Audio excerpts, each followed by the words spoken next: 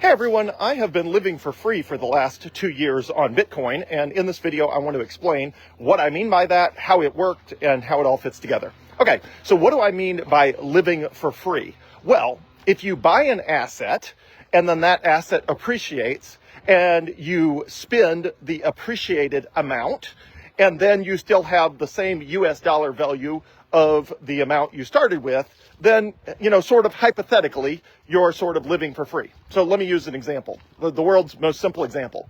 Let's say it costs you $100 a day for your family to live, just $100 a day, and you want to live for free for a day. Okay. Well, let's say you save up a 10 days worth of living expenses and you stick them in Bitcoin, and then you wait until the price of Bitcoin appreciates, meaning increases by 10%. And then you use the 10% increased amount to pay for living expenses for one day. At the end of that process, you would have started with $1,000, 10 days of living expenses. You would have waited until the price was $1,100. You would have spent the $100, and at the end of that process, on day 11, would essentially have been living for free, because at the end of day 11, you would still have spent 10 days worth of US dollars, meaning $1,000, to live for 11 days instead of 10 days, because essentially you got that 11th day for free. Now, this is not unique to Bitcoin. Technically, this is the way all investments work. The big difference with Bitcoin is you can actually spend it. So most people don't think about it with other investments where it's like, well, yeah, technically you can buy Amazon or Apple or Tesla or Google or Microsoft, whatever shares. You can wait for them to go up 10%, and then you could sell them, or sell 10% of them, and then pay for sort of a free day of living expenses. You can theoretically do that, but for a bunch of reasons, I think Bitcoin works way better to do that. First of all, you can actually spend Bitcoin. You can't walk into a grocery store and spend your Tesla stock or your Amazon stock on stuff. There's no debit card that you can get that is tied to your Tesla or Amazon stock. Second, I think all of those assets have way more risk than Bitcoin. So if somebody told me they were going to attempt to do that, I would be much more concerned that they would end up upside down and it not work out. And in all of those, you have a lot of risks that you don't have with Bitcoin, including, what if the company's badly managed? What if it hits a rough patch? What about competition? There's just a bunch of risks to other assets that you don't have with Bitcoin for a bunch of reasons that I've covered in other videos, and the benefit, of course, of Bitcoin that you can actually spend it. Okay, so I've already talked about sort of how you could live for free for a day by putting in, 10 days worth of living expenses. Let's call it $100 a day for 10 days, $1,000 in Bitcoin, waiting however long it takes, maybe a week, maybe two, maybe a month, maybe two, whatever, who knows, until it's up 10%. Then spending with the Coinbase debit card, which is the debit card you can get from Coinbase, the largest cryptocurrency exchange, which is like a cryptocurrency bank.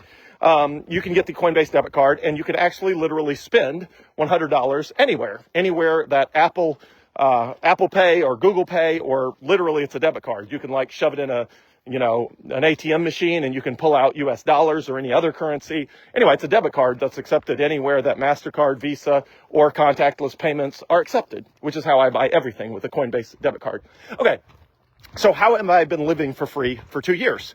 Well, the answer is I just did the exact same strategy there. I just did it on a larger scale. Rather than taking 10 days or a month or whatever, I took 18 months of living expenses back in the fourth quarter of 2022. I took 18 months of living expenses and I put them in Coinbase in Bitcoin.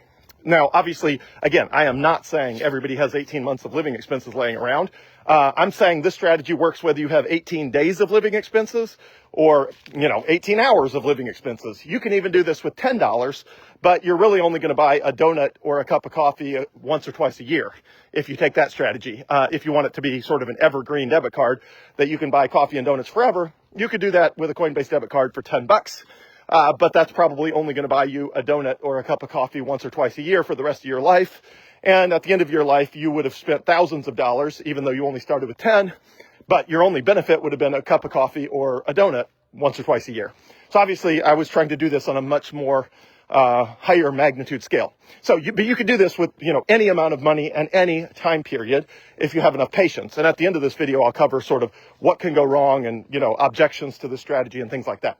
Okay. So number one, I did it with 18 months of living expenses. So why 18 months? One, I was trying to create an evergreen debit card, meaning I was trying to live for free. I was trying to literally get to the point where the amount of Bitcoin I had allocated to this strategy would be enough that it would just never run out. And I estimated, based on the performance I anticipated with Bitcoin, that I would need to start with something like 18 months of living expenses. The strategy actually worked out better than I anticipated. So in retrospect, I could have started with less.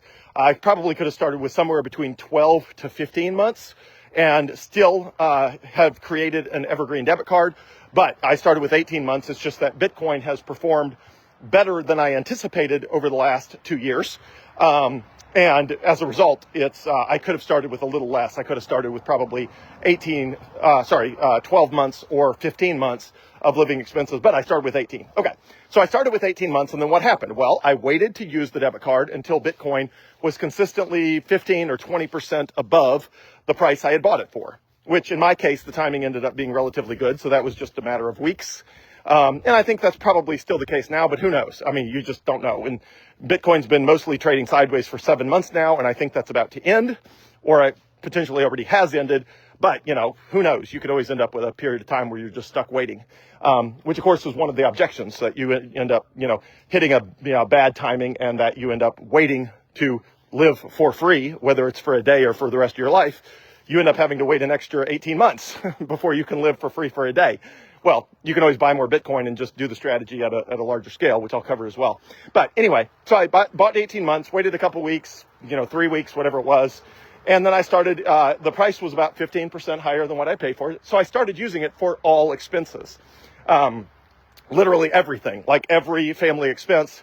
And below $2,500, the limit on the Coinbase debit card is $2,500 for a single transaction. So there are a few things that I had to put on a credit card and then pay it back with Bitcoin.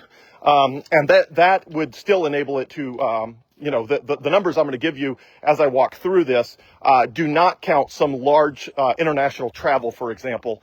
Like when we went to Thailand, the tickets were high enough that we had to put them on a credit card and then pay back with some, selling some Bitcoin and paying it back that way. So the numbers I'll cover do not cover some very expensive sort of international travel, but even if you factor that in, I'm still living for free.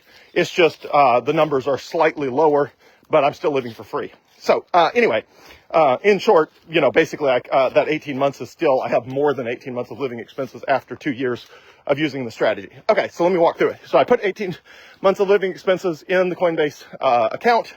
I get the debit card. I wait a few weeks, and I start spending it when the price is consistently above, 15% higher than, 15 to 20% higher than the price I paid for it. Okay. So that's all I did. And then I just did that for 2 years. And so the price went up, the price went down. Thankfully, because I had waited to start using the debit card until the price was consistently higher, the price never went back down as low as the price I had bought it. If it did, I would have stopped using the debit card temporarily and waited for the price to return to a price that was consistently higher than what I paid for the Bitcoin. Obviously, you do not want to do the reverse strategy, which is buy the Bitcoin at one price and then sell it when it's lower. That obviously, does the opposite of the strategy we're trying to accomplish here. But that did not happen in my, case. Had it happened, I would have just stopped using the debit card, or I would have bought more Bitcoin at a lower price if I felt like the price was, low enough as compared to the price I had originally bought it for, that it was worth sort of stocking up on a little more Bitcoin. But in my case, it worked out well from a timing perspective. So, anyway, so I've just used the card for the last 2 years. Okay. So what happened? Well, the price of Bitcoin appreciated faster than my, use of the debit card. Cause again, my goal was to use 1/18 of the, funds on the card every month. And because Bitcoin appreciated, even though it was volatile, it goes up and down on its way up. So some months, it looked like the strategy was working better. Some months it looked like it was working not as well, but it was always positive. It It was always up. It just wasn't always as up from month to month. But anyway, so I've used the card for 2 years. So I pulled the stats this morning. This morning when Bitcoin was right at 67,500. So at 67500, the price this morning, I have spent 135% of the funds on the card. So whereas normally the funds would have run out at the 18-month mark, because that's how much I had allocated in US dollar terms, the funds have not run out, even though I've spent 135% of them, meaning I spent all of the original funds I put in plus 35% more. And rather than the 18 months of living expenses lasting, for example, for 2 years, which is how long it's actually been, I still have the equivalent of 2.6 years left of funds. So I started with 18 months, spent it for 2 years, and now I have 2.6 years left of available spending. So by percentages, I know this is a lot of numbers, forgive me in advance, but the balance in the Coinbase account is I spent 135%, but the balance is 173% of the starting balance. Meaning, even though I've spent 35% more than the card started with, even after 2 years of spending, the card still has 73% more than when I started. Meaning, of course, that the price of Bitcoin had to appreciate enough to enable me to spend the original balance plus the 35% and still have 173% of that balance left. So if you add all those numbers together, you're ending up in the ballpark of a 300% increase in the price of Bitcoin over time, which is roughly what it's done, but it's not uncommon for it to do that over various periods of time. And I think it's relatively likely that we'll get a doubling or tripling of the price of Bitcoin in the next 12 to 18 months, meaning it seems like a good time to employ this strategy even now. Bitcoin does seem to have sort of 3 up years followed by 1 down year. For example, we're sort of, in the second half of the second of the 3 typically up years. So everybody I know in Bitcoin is expecting a very strong end to this year and an amazing 2025. Now, is there any way to predict that with certainty? Of course not. It's just that the cycles of adoption, all technology goes through cycles of adoption, and we are in the sort of the last 1/3 or let's call it the last half of a major adoption cycle, meaning 2025 should be fantastic. Which means Bitcoin bought now, I think, at $67,500 is likely to peak at, I don't know, somewhere between 160,000 and, I don't know, 240,000, pick a number. I don't know. Nobody knows. But I think obviously I would not be advocating for the strategy or sharing it with you if I did not think now was not a good time to buy Bitcoin. And if I did not think this strategy would work going forward. Now, I can't promise it's going to work as well as it's worked for me. For example, rather than in the fourth quarter of last year, the fourth quarter of 2022, when I loaded up on that 18 months of living expenses in Bitcoin, someone messaged me recently and said, hey, I did your strategy, but, I bought in the sort of the, first half of 2024, and they put in 6 months and it lasted for 8 months. Okay, well, good for them. Like they got, even though Bitcoin's been mostly trading sideways the last 7 months, there was still enough upside even this year that they were living for free on that debit card, at least the expenses associated with that debit card, which I don't know what % of their total living expenses were associated with that debit card. But whatever that is, they were essentially able to spend for 2 extra months. And so again, you put 6 months of expenses, aside, and it lasts for 8 months. Well, 2 months is a long time. That's a lot of extra purchasing power that you would not have otherwise had. And the person who messaged me said, hey, that works so well. And it seems like a really good time, in the Bitcoin cycle to be buying Bitcoin, that now they are going to put 18 months of living expenses in right now and see if they can replicate the strategy in a way that works even better, given the fact that, the next year or two, or let's call it the next year, should be very, very good for Bitcoin. And they're starting with buying Bitcoin at the tail end of 7 months of mostly sideways price action, rather than when they actually bought Bitcoin, which again had some upside, but not as much as go forward as everybody anticipates Bitcoin will have going forward. Okay, so that's the strategy. To recap, you buy Bitcoin, you wait, and you spend it when the price is higher. And if you do that, you could potentially end up with an extra living free for a day or a week or a month, or hopefully in my case, the rest of my life, because I started with 18 months, lived off of it for 2 years, and now I have 2.6 years. Now, if you factor in some of the international travel I talked about, that probably takes that 2.6 years down to 2.3 years or 2.4 years or something like that. It's probably not quite 2.6 because that 2.6 years of runway before the debit card is sort of scheduled to run out at the current price and my current spending levels, that does not count, again, a couple of expensive international trips that for plane tickets specifically. I use the debit card for all other expenses, but the plane tickets specifically were above $2,500, and therefore I had to use a different card, and therefore I used different Bitcoin. So, but even if you factor that in, I'm still living for free. Instead of 2.6 years of runway, I probably have more like 2.2, 2.3, 2.4, 2.5, something like that. It's something less than 2.6 because that does not include those international flights. Specifically, the plane tickets. Everything else was booked with the debit card. It just doesn't include the plane tickets since they were above the $2,500 individualized spending limit. So what are some of the objections to this strategy and what could make it not work? One is your finances absolutely, well, let me first cover, this is not tax advice, this is not legal advice, this is not accounting advice, this is not any sort of professional advice. This is just my random musings of what works for me. Do with it whatever you want, but it's not advice. Okay, so what could make this strategy go wrong? One, you buy Bitcoin and it goes the wrong way in price. Now, long term, I think it's virtually guaranteed to go the right way in price, but in the short term, if your finances don't have the flexibility, you could be stuck in a situation where let's use a simple example. You buy 2 days of living expenses, wait for Bitcoin to go up, but it goes down 10%, and then you're forced to liquidate that Bitcoin and spend that money because of some unexpected medical expense or something like that. And so you were hoping to spend it when it was worth 10% more, but now it's worth 10% less.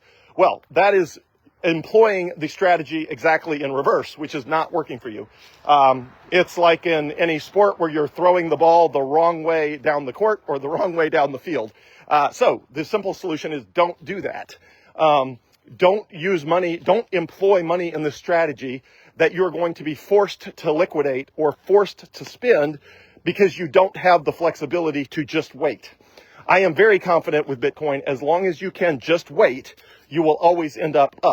Now, where we are right now, I think your wait will not be very long. Call it weeks, month or two, hopefully not more. But you don't know. It could be months or it could be a year. I mean, you just don't know. So even though Bitcoin historically has always gone back up, that does not mean you can't get near-term dips, even though most people will tell you that the next big dip in the price of Bitcoin is probably not until 2026, which is not this year or next year, but the year after next year. But something could change. There could be a massive World War III. There could be a global recession.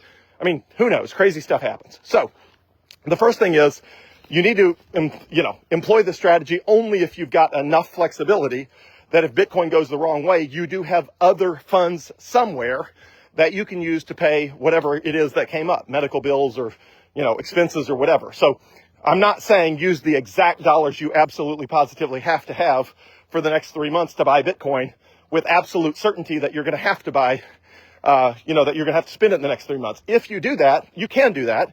There's nothing wrong with doing that, but you just need to you need to plan to buy in Bitcoin back at lower prices.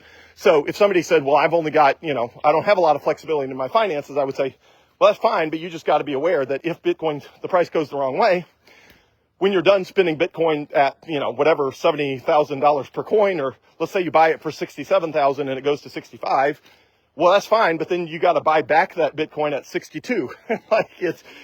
You got to have flexibility. If you don't have any flexibility, you can absolutely end up upside down with this strategy. So one, you got to have flexibility that in worst case scenario, you just wait. You just wait and you just patiently wait for the price of Bitcoin to go the right direction. If you are not patient or your finances do not have enough flexibility, then again, this strategy may not be for you. So it's just the only strategy I found that works, and I, did a lot of researching and all that sort of stuff. So one, if your finances do not have flexibility, you could end up upside down with this strategy, so don't do it. Number two, a lot of people think, well, it's, be nice to have 18 months of living expenses. Again, you can do this with any amount of living expenses. It's just a question of, are you trying to live for free, or are you just trying to make up for inflation?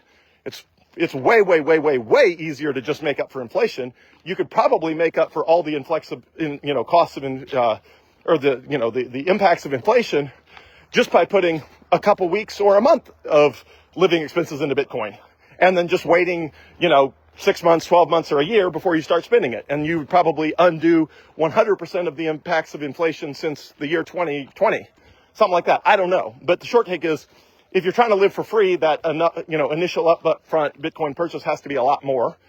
In my case, it was 18 months. But if you're trying to just counteract the effects of inflation, you can start with a much, much, much lower initial purchase and a much lower balance, which is probably way, way, way more compatible with where the vast majority of people are. Again, it depends on what you're trying to accomplish. And if you're trying to accomplish just like, I want a free cup of coffee, well, great. Then, put $10 in Bitcoin, wait a year till it's $20, and then go buy yourself a $10 cup of coffee. So you can do that. Also, I posted on Facebook a link about how taxes work with Bitcoin. It's actually relatively tax efficient to use this strategy, but it's not zero taxes, obviously. So make sure you read that. And again, if you do buy $10 of Bitcoin, wait for it to double in value, and then you go buy a cup of coffee. Just understand that you will be charged some little bit of tax on that appreciated Bitcoin, because you will be selling, in the case of $10 that goes to $20. If you buy a $10 cup of coffee, or let's call it a $6 or $8 cup of coffee, you will be charged, 50 cents or 25 cents or $1 of taxes or whatever it is. And you got to be prepared to pay those. But Coinbase makes all of that very simple. You can integrate it with TurboTax, or you can download the forms and give them to your tax advisor, all of which is Coinbase makes very easy for you. Okay, so the things that could go wrong: one, Bitcoin could go the wrong way, and you've got to be prepared to either have the patience to wait it out, or to buy more Bitcoin at a lower price. Either one, but you can't just if the price of Bitcoin goes the wrong way and you sell it while it is down, this strategy is not working for you. It's doing the opposite. So you've got to have the patience to either wait or the courage to buy more at a lower price. Either of those strategies works. Obviously, buying more at a lower price works better, but that means you got to have the conviction to actually do it. And, not everybody does. Okay. So we covered the fact that if Bitcoin goes the wrong way, you got to be patient or buy more when it's down. You've got to be, willing to pay the taxes on it, but obviously that's the same with any investment. Any investment that appreciates in price that you then get liquidity on, meaning you liquidate it to buy something, whatever it is, you got to pay taxes on that gain. That is not unique to Bitcoin. That's the way all things work. But again, Coinbase makes it easy for you. We covered what if I don't have 18 months of living expenses? Of course, the strategy works with $10. It works with $1,000. It works with $2,000. It works with any amount of money. The question is, how much capital do you have, and is it just enough to counteract the effects of inflation? Or is it just enough to counteract the effects of inflation and buy you a day or two of free living here and there? Or is it enough to counteract the effects of inflation and buy you a week or two of free living, or a month or two of free living, or in my case, 2 years of free living, and hopefully, the rest of my life free living? The way it's going, it seems to be potentially possible that I could use this debit card for the entire rest of my life. Okay, so one thing I wanted to cover in addition was what happens in a bear market, which is a down market, meaning Bitcoin's price goes the wrong way. And the answer is, your goal is to have enough Bitcoin that you're not just barely holding at the level with your head above water. The goal is to have enough Bitcoin and to spend it conservatively enough that you get your head solidly out of water, so that when a price correction comes, that your head's still well above water. So let's take it in my case. Okay, so I put 18 months of living expenses in. I used them for 2 years, which is obviously 6 months longer than just 18 months. I used them for 2 years, and at the end of that, right now, I have 2.6 years of living expenses left. Now, before the next Bitcoin bear market, before the next major price correction, I think that 2.6 years will go up to 3 years or 4 years or 5 years of living expenses. I don't know, but some number that's significantly higher than it is now. And then the price of Bitcoin will probably correct by, let's call it 50%. So the goal is to just have enough Bitcoin that you can ride that out, because even in a 50% price correction, you're still above that sort of initial number. So let's use conservative numbers here. Let's say Bitcoin barely goes higher than it is now, and then there's a 50% price correction. I'm using off the top of my head math, but let's say we go from $67,500 up to $80,000, and then we get a massive 50% price correction. Well, roughly, I'm guesstimating here, but roughly in my head, that would mean the 2.6 years goes up to 3 years. Then the price drops in half of Bitcoin temporarily, before it marches back up to new all-time highs. And so my 3-year runway drops back down to 18 months very temporarily. Again, I'm still at 18 months of runway. I'm still living for free. It's just I went from, 18 months of living expenses with a 2x padding down to just a 1x padding. So the runway got a lot shorter, but then the price of Bitcoin continues to grow from there.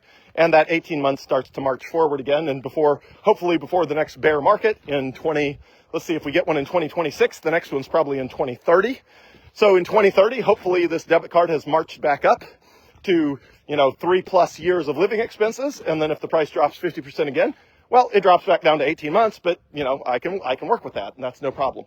So the goal with this is obviously not to spend every penny above the amount you put on the card, because then in a price correction, it's going to drop below that level. So ideally, you leave enough buffer there that the price can go through a significant price correction and still end up with you having a solid balance still to work with. And then, of course, in my recommended strategy, you never stop buying Bitcoin. So, even in a world where I've been living for free for 2 years, it's not like I'm not buying more Bitcoin. I'm just buying more Bitcoin and, safely, keeping it offline in cold storage with, stuff like BitKey. So, but that's all tracked completely separate from this debit card strategy. So this debit card strategy, the numbers I gave you assume 0 incremental new Bitcoin is added to the mix. They assume that the only Bitcoin added was a single lump sum purchase at the very beginning. So all the numbers I'm giving you do not assume that there's any additional Bitcoin purchases.